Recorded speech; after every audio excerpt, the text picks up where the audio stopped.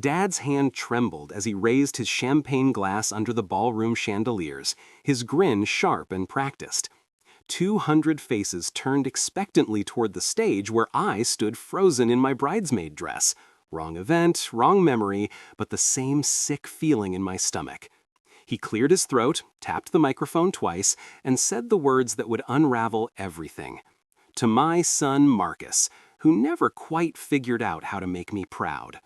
Laughter rippled through the crowd, polite and uncertain. My pulse hammered in my ears as I watched him take a long sip, savoring the moment, completely unaware that I held the single document that could erase his entire future in 3 signatures. The ballroom of the Grandmont Hotel smelled like lilies and expensive cologne, the kind of scent that clung to rental tuxedos and forced smiles. I'd arrived 20 minutes late, caught in traffic on the 405, and slipped through the side entrance hoping to avoid the receiving line. The retirement party for Edward Grantham, my father, had been planned for months, a grand affair funded by the Grantham Ventures Executive Board and attended by every power player in Los Angeles finance. Waiters in white gloves circulated with trays of shrimp cocktail and mini beef Wellingtons. A string quartet played something classical and forgettable near the ice sculpture of a bull, the Wall Street kind. I spotted my younger sister, Vanessa, near the dessert table. She wore a navy cocktail dress and the tight smile she'd perfected during our childhood, the one that said, "I'm fine," while her eyes screamed otherwise.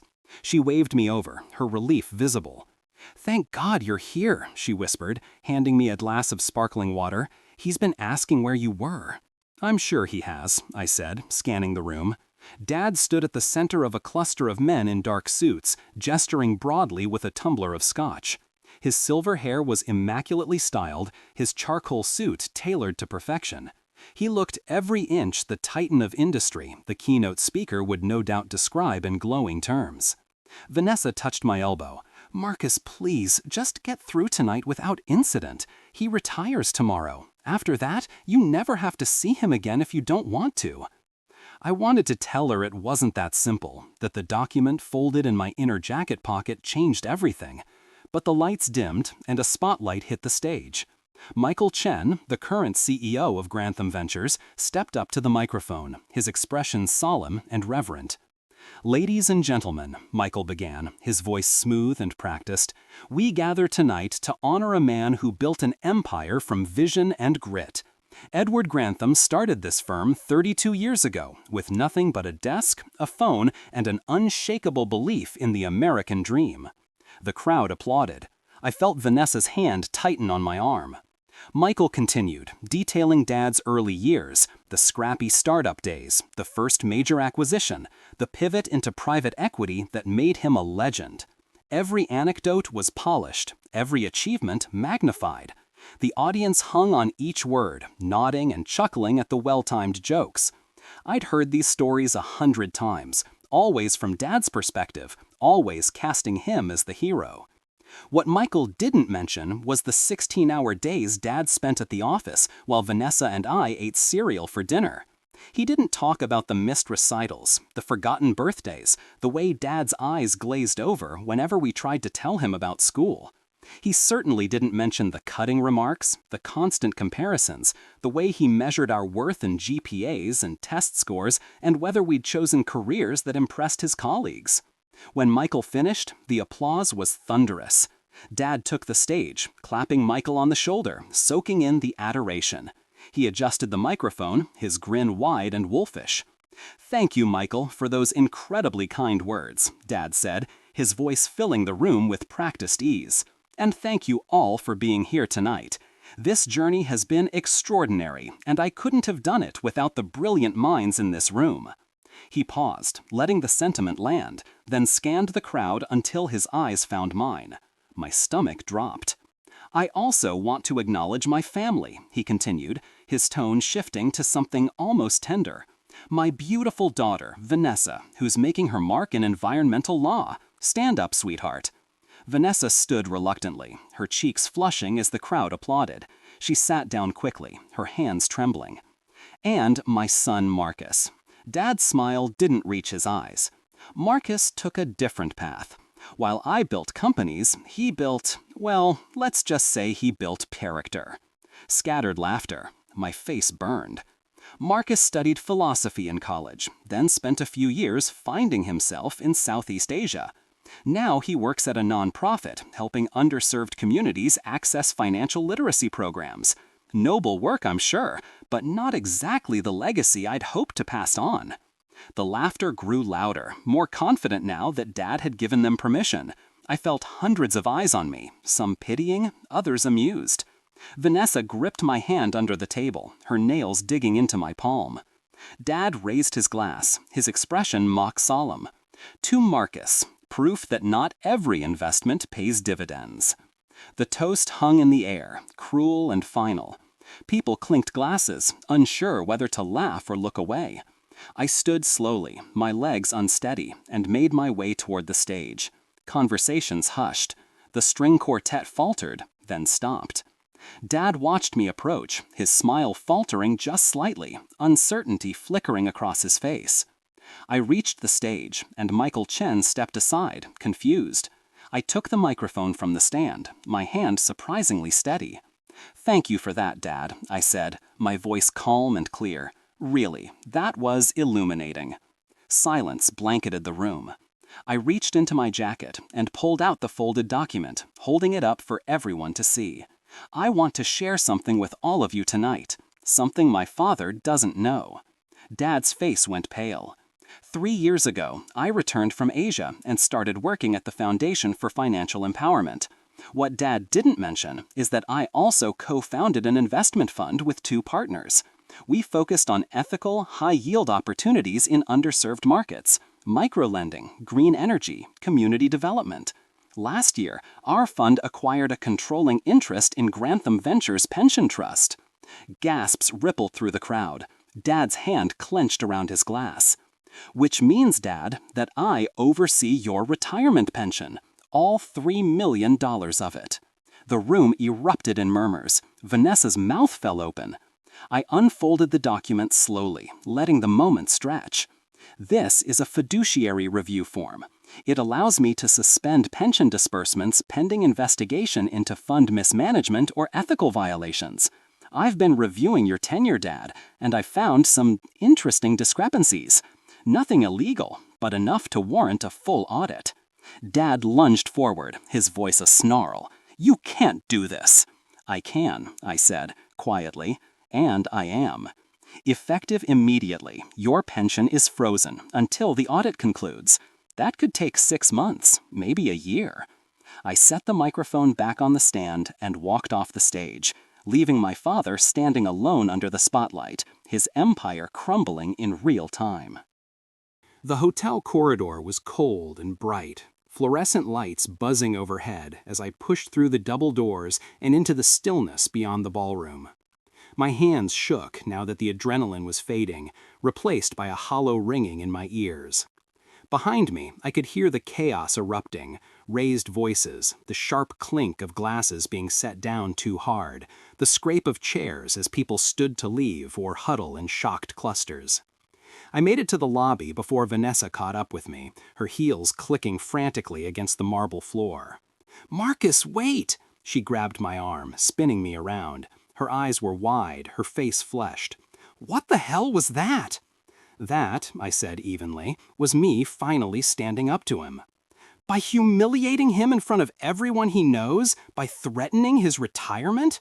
Her voice cracked, anger and confusion warring in her expression. "You just destroyed him, Marcus, in public, on his last night." "He's been destroying us for years," I shot back, the words sharper than I intended. "Every dismissive comment, every comparison to someone else's kid, every time he made us feel like we didn't measure up, that was him destroying us, Vanessa, slowly, quietly, and nobody ever called him out." She stared at me, her jaw tight. "So this is revenge? This is accountability." For a long moment, neither of us spoke. The lobby felt too big, too empty, the potted palms and abstract art offering no comfort. Finally, Vanessa exhaled slowly, her shoulders sagging. "Is the audit real?" she asked quietly. I nodded. We found inconsistencies in how pension funds were allocated during his last 5 years. Nothing criminal, but ethically gray, enough to justify a review. And you're actually going through with it? I don't know yet, I admitted. The truth was, I hadn't planned to go this far. I'd brought the document as a safety net, a nuclear option I never thought I'd actually use.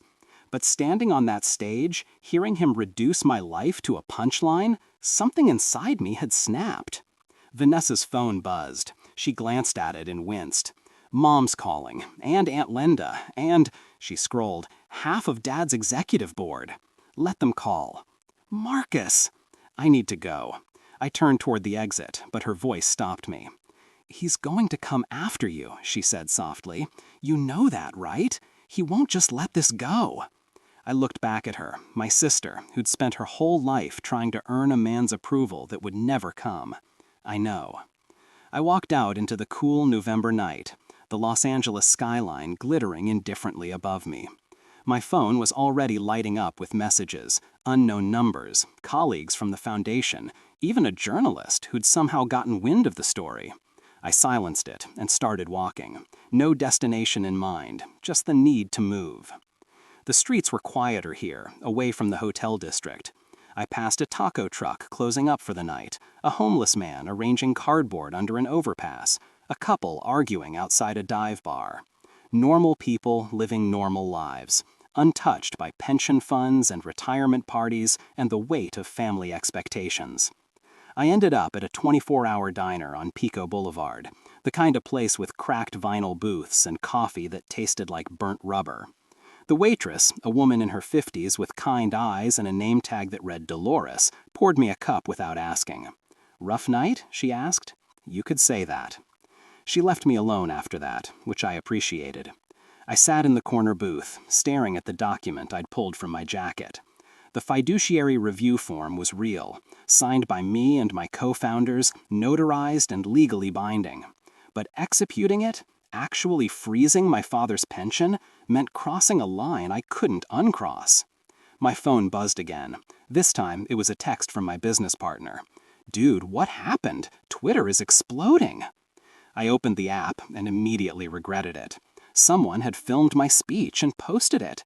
The video had already been viewed 50,000 times, with comments ranging from absolute legend to spoiled brat ruins his dad's big night. The discourse was predictably polarized. Some people saw me as a hero standing up to a bully, others as an ungrateful son destroying his father out of spite. Neither narrative felt quite right. Dolores returned with a plate of pancakes I hadn't ordered. On the house, she said. You look like you need it. The pancakes were mediocre, drowning in syrup, but I ate them anyway, the act of chewing giving me something to focus on besides the gnawing uncertainty in my chest. Halfway through, the diner door chimed, and I looked up to see a man in an expensive suit stepping inside. He scanned the room, his eyes landing on me, and walked over with the confident stride of someone used to getting what he wanted. Marcus Grantham, he asked. I set down my fork. Who's asking? James Whitaker. I'm your father's attorney. We need to talk. I don't think we do. Your little stunt tonight could have serious legal consequences, Whitaker said, his tone calm but edged with steel. Freezing a pension based on unsubstantiated claims of mismanagement? That's grounds for a lawsuit, possibly criminal if it's deemed retaliatory. The audit is legitimate, I said. Everything I stated on that stage is legally defensible. Maybe, but dragging your father's name through the mud in front of 200 witnesses, that's defamation, intentional infliction of emotional distress. We can make this very ugly for you, Marcus. I leaned back, studying him. Whitaker was good, polished, precise, the kind of lawyer who won cases by sheer intimidation. But I'd spent 3 years working with community legal advocates who fought against people like him every day. I knew the game. Go ahead, I said. Sue me. But before you do, you might want to ask my father if he really wants a public trial where all his financial dealings get scrutinized on oath.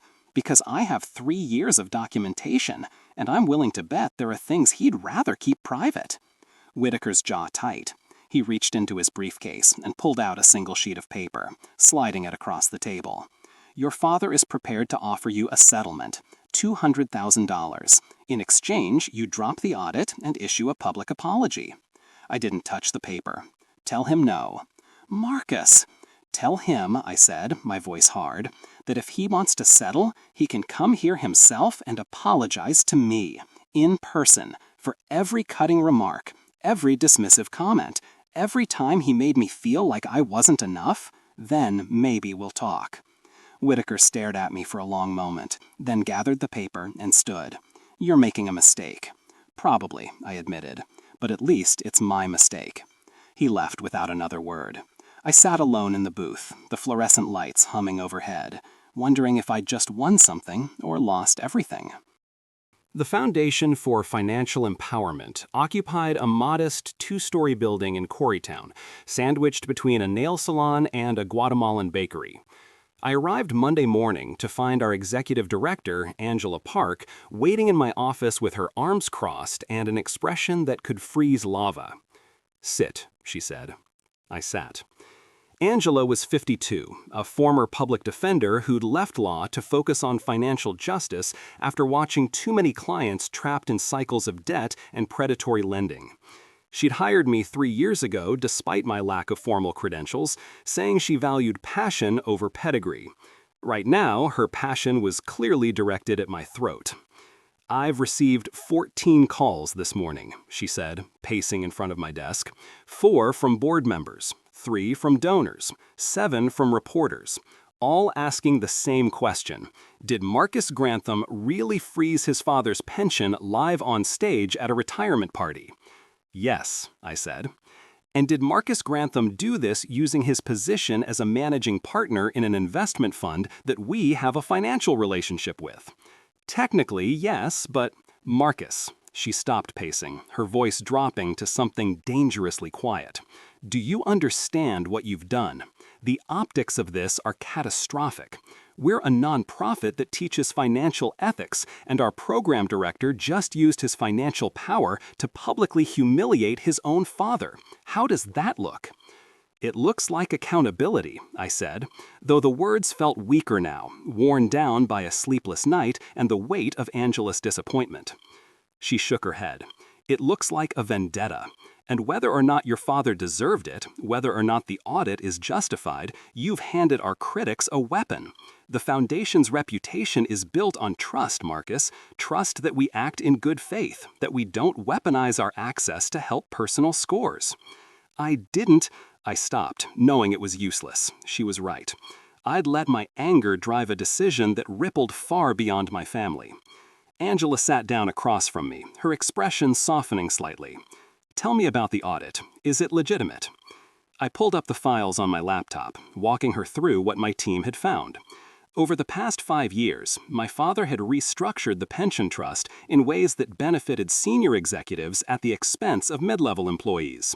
Nothing overtly illegal, but ethically questionable, shifting funds toward high-risk investments that paid out bonuses to partners while leaving rank-and-file workers with diminished retirement security. Angela reviewed the documents in silence, her frown deepening. Finally, she leaned back and sighed. "This is legitimate," she admitted. "Ugly, but legitimate. But Marcus, you should have come to me first.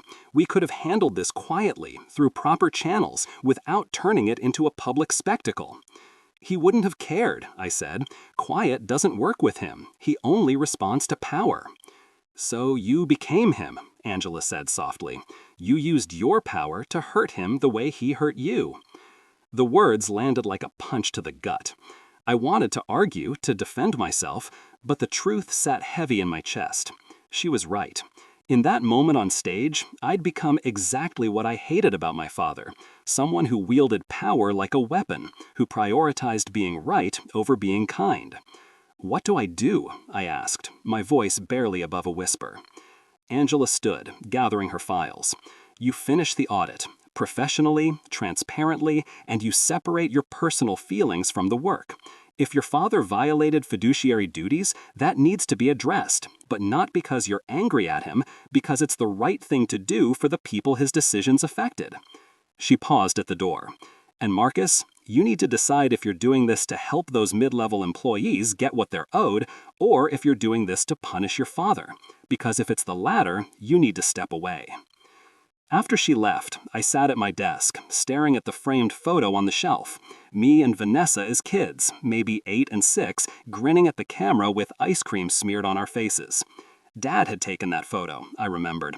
One of the rare weekends he wasn't working. We'd gone to the Santa Monica Pier, rode the Ferris wheel, ate too much cotton candy. It was one of the few purely happy memories I had of him. I picked up my phone and called Samir. "Marcus, dude, you're a legend," he said by way of greeting. "That video has 500,000 views now. People are making memes." "I need you to help me with something," I said, cutting through his enthusiasm.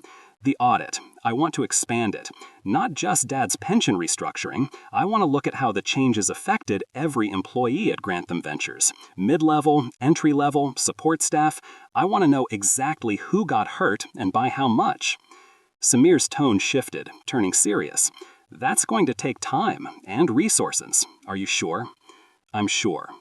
We spent the next 2 hours mapping out a plan, pulling tax filings, interviewing former employees, cross-referencing pension distributions with company performance reports.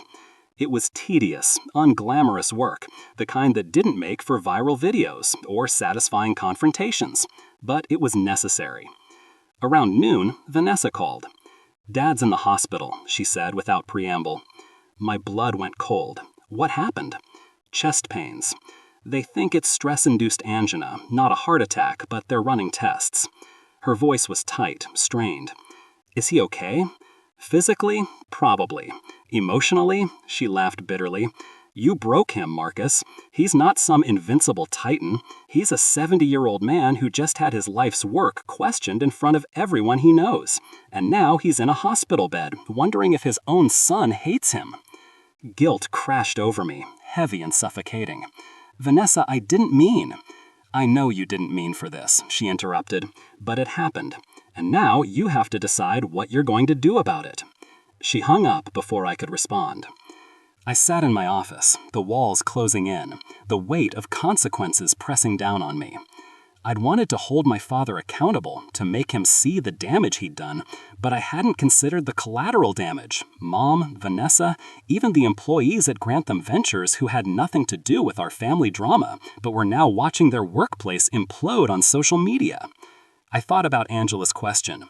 Was I doing this to help people or to punish my father? The answer, I realized, was both. And that was the problem. I grabbed my jacket and headed for the door, ignoring the calls and emails piling up on my phone. There was only one place I could think clearly, one person who might help me untangle this mess. I drove to the community center in Boyles Heights, where I volunteer twice a week, teaching financial literacy to recent immigrants and formerly incarcerated folks trying to rebuild their lives.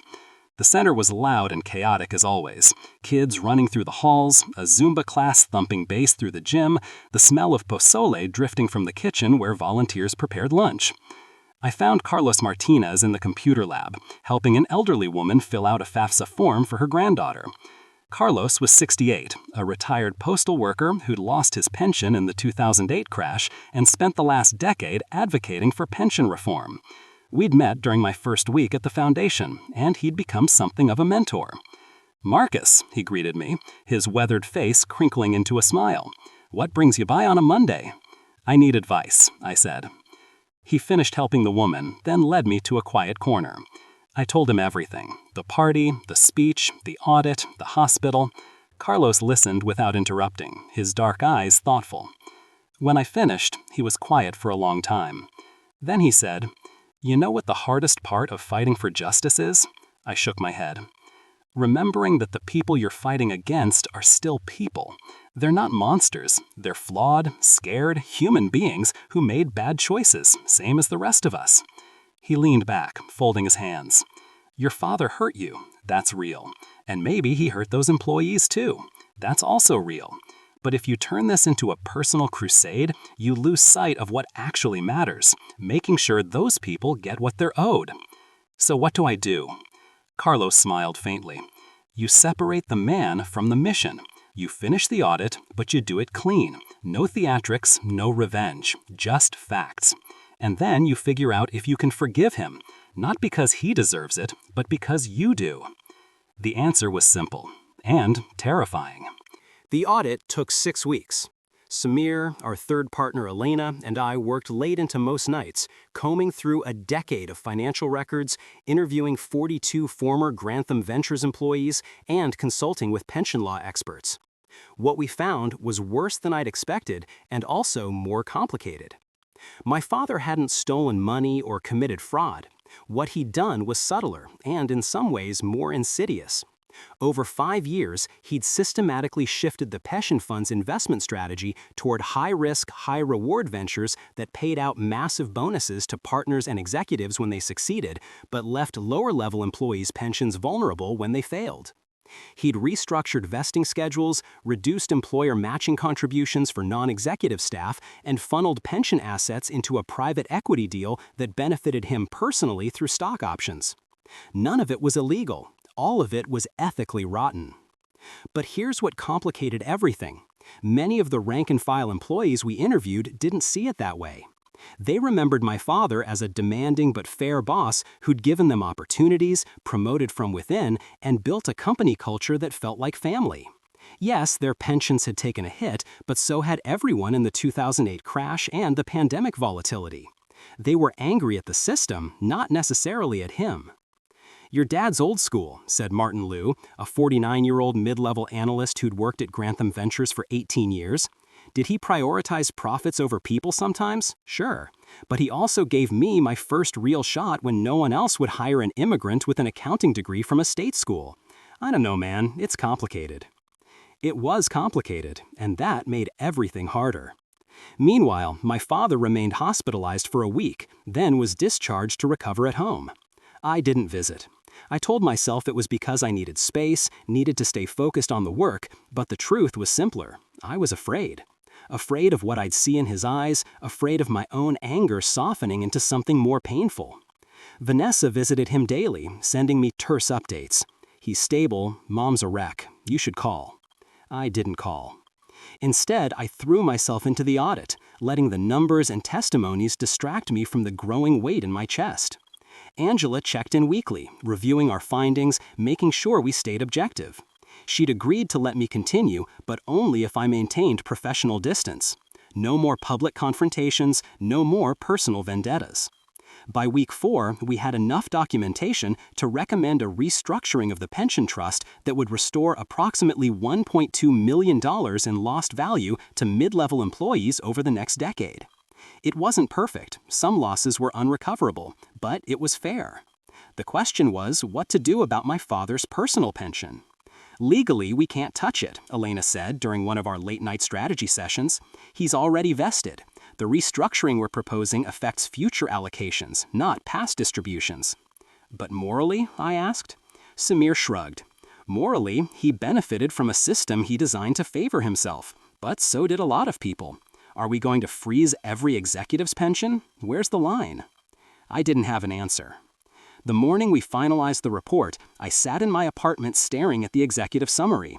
It was 52 pages of dense financial analysis, employee testimonials, and legal recommendations. At the end, there was a single question I had to answer. Should Edward Grantham's pension be suspended pending further investigation? My finger hovered over the keyboard. I thought about Carlos's advice, separate the man from the mission. I thought about Angela's warning, decide if you're helping or punishing.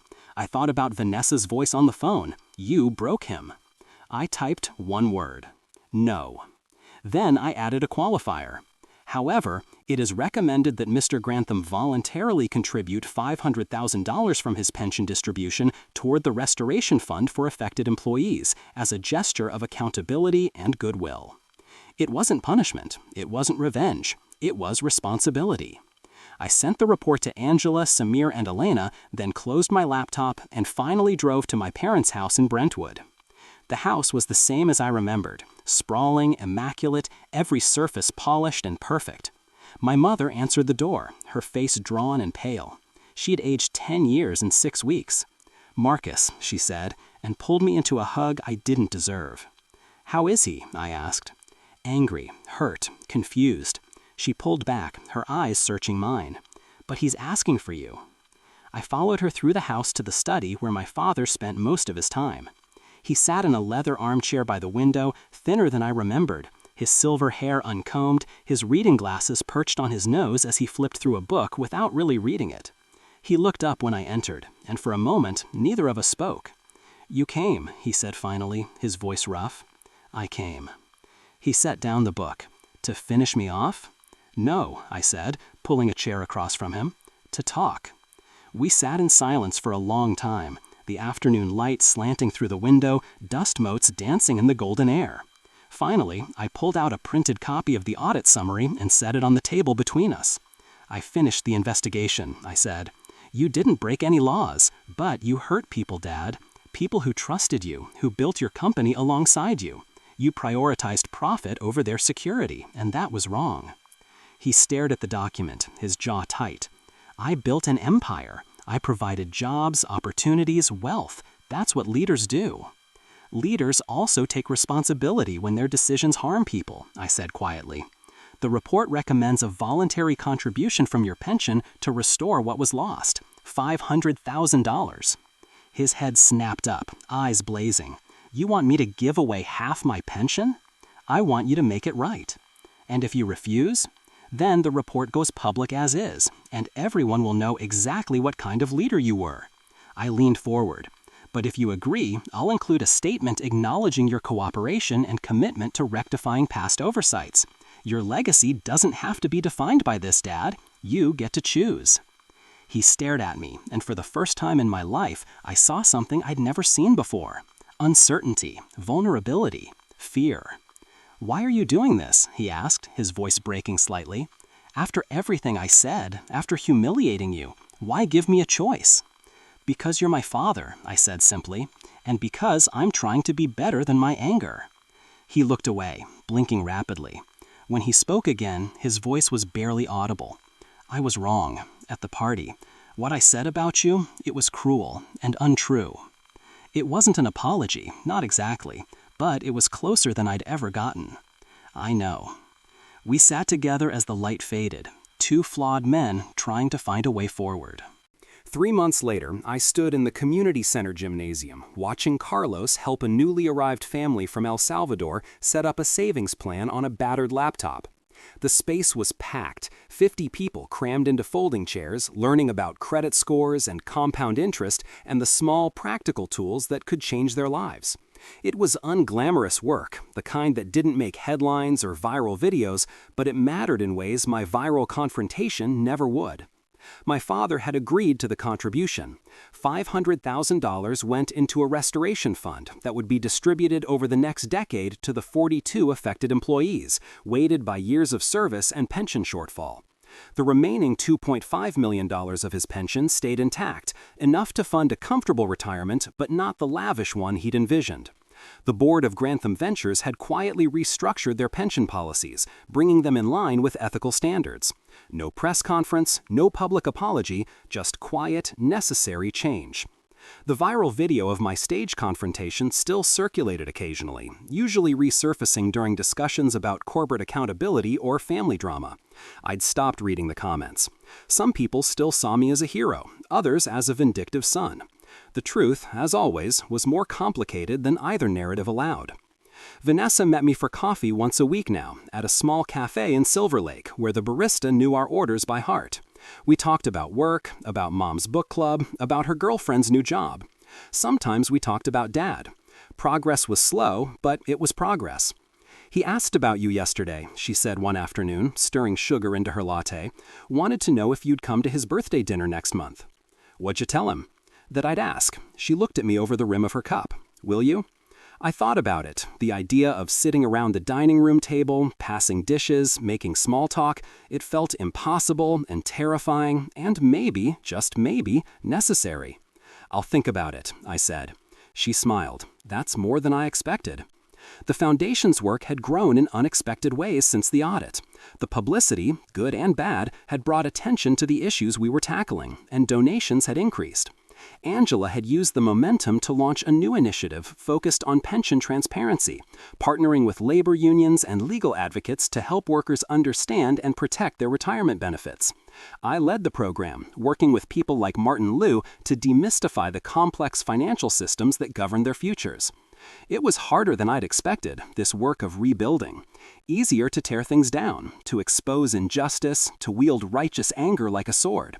Much harder to sit with complexity, to acknowledge that people were both their worst moments and their best ones, to do the slow, patient work of repair.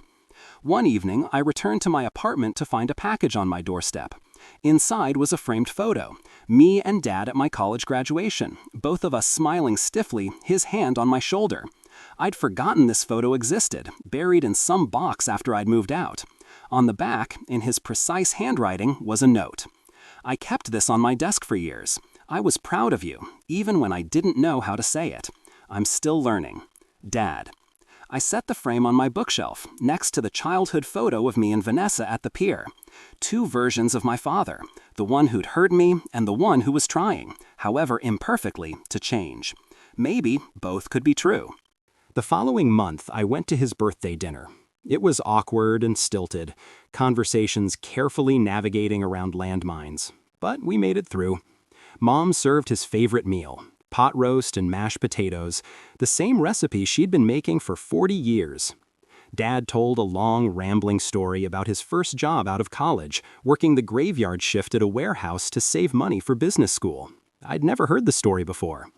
Vanessa laughed at the punchline, and Mom refilled our wine glasses. And for a few hours, we were just a family, flawed and fractured, but still somehow intact. As I was leaving, Dad walked me to my car. The night was cool, the street quiet, except for the distant hum of traffic on the 405. "Thank you," he said abruptly, "for coming, for the chance to make things right." "You're welcome," I said. He hesitated, then extended his hand.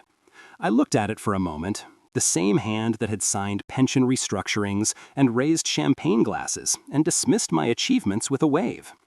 But also the hand that had taught me to ride a bike, that had held mine when I was scared of the dark, that was shaking slightly now with age and uncertainty. I took it. We shook, a firm, brief grip that carried more weight than words could. Then I got in my car and drove home, watching him shrink in the rearview mirror until the night swallowed him whole. 6 months later, the Restoration Fund made its first distribution, checks ranging from $8,000 to $47,000, depending on tenure and loss. We held a small ceremony at the foundation, inviting the recipients to share their stories. Martin Liu spoke about using the money to help his daughter with college tuition. A woman named Sandra Hernandez talked about finally being able to retire with dignity after 31 years in the industry. One by one, they stood and shared how the money would change their lives in small, profound ways. My father wasn't there, but he'd sent a letter, which Angela read aloud. To the employees of Grantham Ventures, I spent my career believing that success was measured in profit margins and shareholder value. I was wrong. True success is measured in the security and dignity of the people who build alongside you.